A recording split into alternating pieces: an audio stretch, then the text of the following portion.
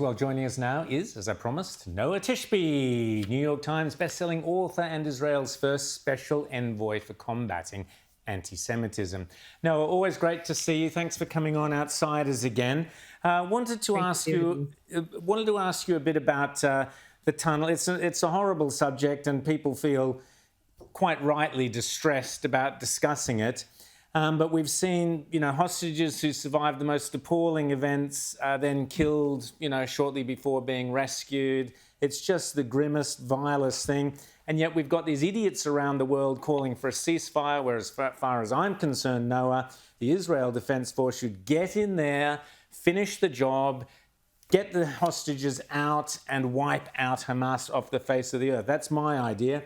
Tell me your thoughts on the matter, Noah. That should be your idea if you support democracy and everything that we hold dear in the West. But some people don't think that.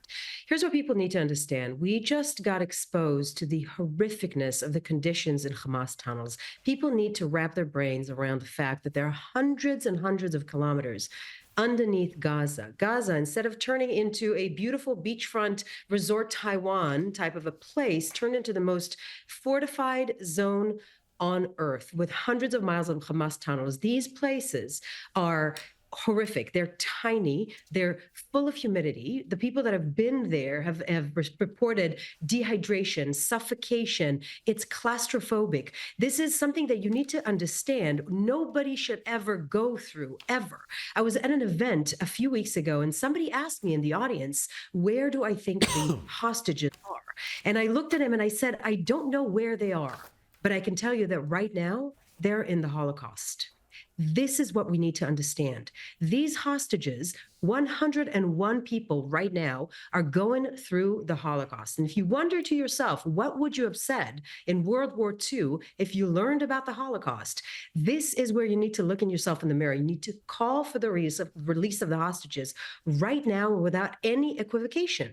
Hamas is a terrorist jihadi organization. This is not about anything else. It's not about borders. It's not about politics. It's about eliminating as many Jews as they possibly can and taking down the state of Israel. And they're doing it right now through the hostages and through the psychological warfare that they're waging on us, on the Israelis, on the Americans, on anybody that is exposed to these videos and see what is actually happening down there. Rita. Tell me about this psychological warfare, because we know Hamas filmed these hostages, filmed them before they kill them. Some of them had horrific injuries when they were captured, and they must have suffered terribly for all those months they were held. And just before the rescue, as you've mentioned, they have been executed. Tell me about how they're employing these tactics and what impact it's having on the Israeli population. Well, let's just talking, and they were executed with a gunshot to the back of their necks. That's what happened. So these 6 people have survived for 11 months in subhuman conditions and then were executed in cold blood. What's happening now is a trauma for the collective of the Jewish people and the state of Israel and anybody that's paying attention. A part of Hamas's strategy is a psychological warfare, which is exactly what they're doing. They're filming the hostages. They're making them say certain things. They're writing scripts for them. They're very, very media savvy. So hostages that have returned are reporting that they sat them down. They told them to brush their hairs. One of the hostages was actually rebelling against it. And she's like, no, I'm not going to do that. And are putting them against the backdrop and telling them what to say. One of the hostages was reporting that she started crying at some point, and the Hamas terrorists were saying, why are you crying? She said, what do you think? Why do you think I'm crying? They're making them say all these things to actually put pressure on the Israelis when the pressure needs to be on Hamas, on the terrorist organization that started this thing. Because again, when these terrorists are saying what they want, the people in the West need to listen.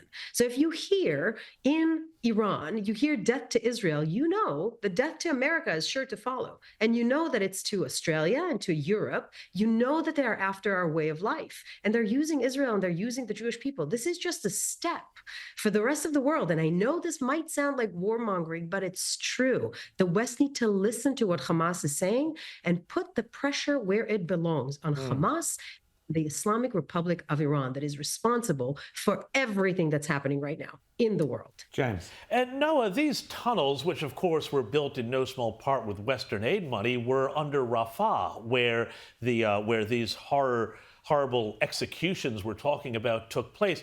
And yet, just months ago, the Biden administration, Kamala Harris, were telling Benjamin Netanyahu and the Israeli government not to go into Rafah. Now, don't tell me that they wouldn't have known in their national security briefings that there were hostages being held there and that this was the epicenter of this Hamas evil.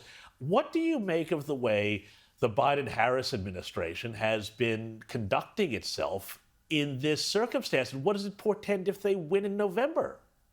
Sadly, I believe that this is not just the Biden-Harris administration. This is a lot of governments in the West and a lot of people that aren't getting the message. They are subjected to Twitter rage. They started basically a campaign, All Eyes on Rafah. They started this online campaign that we know who's behind it, we know who's paying for it and sponsoring it. And activists and influencers and celebrities and Hollywood personnel have tried to, have actually taken this on, All Eyes on Rafah, to prevent the Israeli army from getting into Rafah when we knew that the hostages were there. So they're trying to prevent Israel from going into a rescue operation to save these hostages. And we know these hostages were slaughtered in Rafah.